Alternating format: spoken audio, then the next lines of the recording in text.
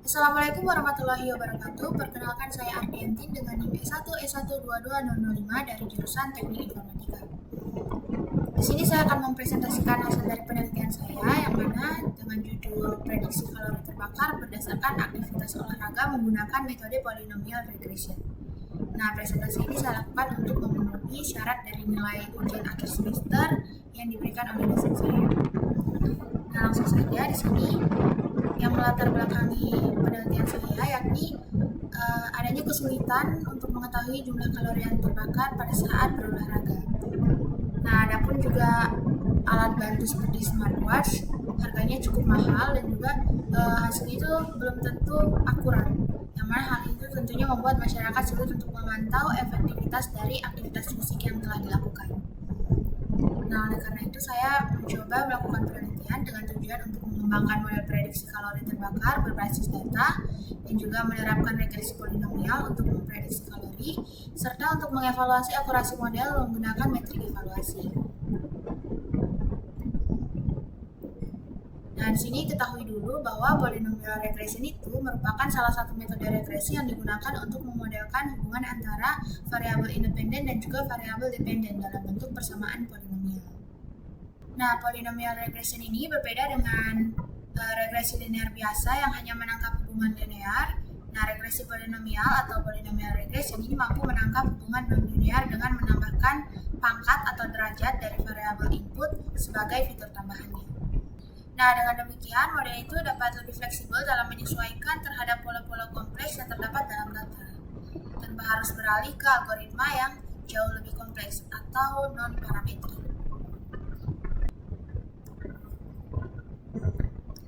Nah, selanjutnya di sini metode penelitian atau tahapan penelitian yang saya lakukan, yang mana di sini tentunya saya melakukan pengumpulan data terlebih dahulu dan juga melakukan prapemrosesan data untuk membersihkan data-datanya. Dan kemudian selanjutnya penerapan algoritma polynomial regressionnya serta melakukan evaluasi dan juga testing. Nah, baiklah, selanjutnya ini merupakan dataset yang saya gunakan, yang mana dataset ini saya peroleh dari Kaggle. Nah, terdapat kolom user ID, timestamp, dan juga step, serta calories burned, kemudian distance cover, exercise type, exercise duration, exercise intensity, ambient temperature, battery level, altitude, dan juga UV exposure. Nah, pada dataset ini tidak semua saya gunakan dalam penelitian.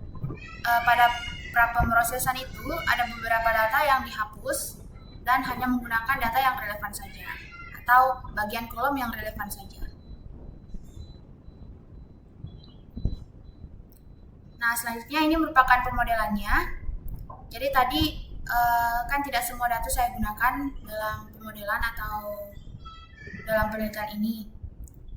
Nah, setelah saya prapemrosesan data itu datanya saya bagi lagi menjadi data latih dan juga data uji.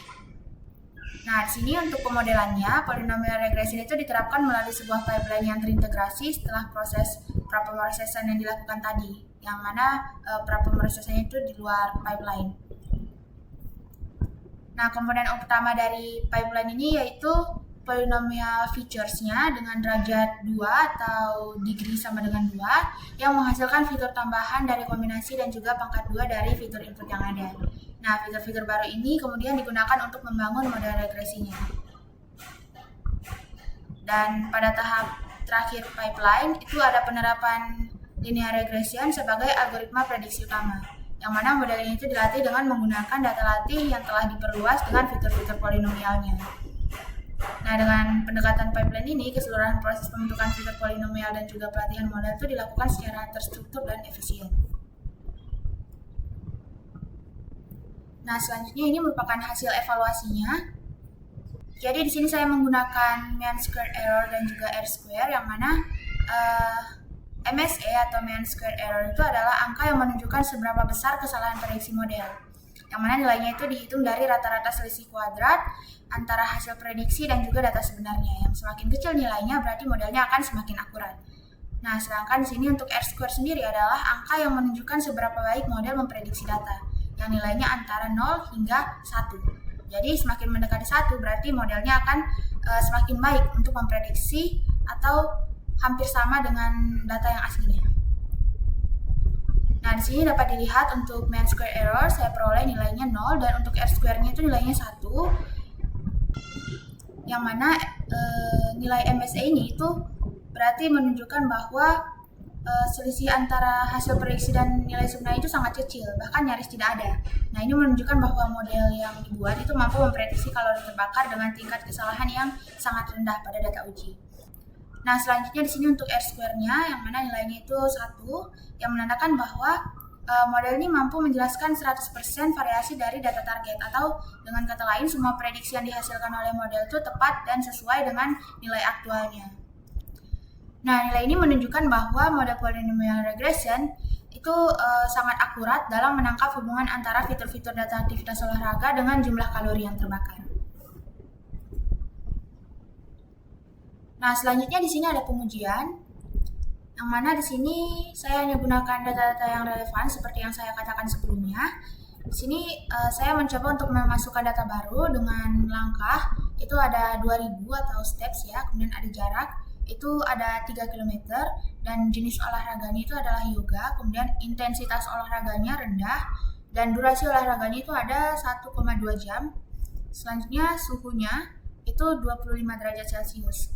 Nah, di sini hasil prediksinya itu menunjukkan bahwa 143,75 kalori yang terbakar berdasarkan dengan aktivitas ini. Yang mana suhu juga tetap mempengaruhi jumlah kalori terbakarnya ya.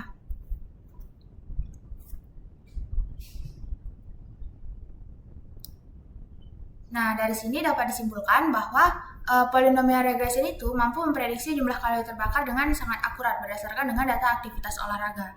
Dengan nilai MSA yang sebesar 0 dan juga R-square-nya yang sebesar 1, nah model itu dibangun terbukti efektif dalam menangkap pola hubungan antar variabel.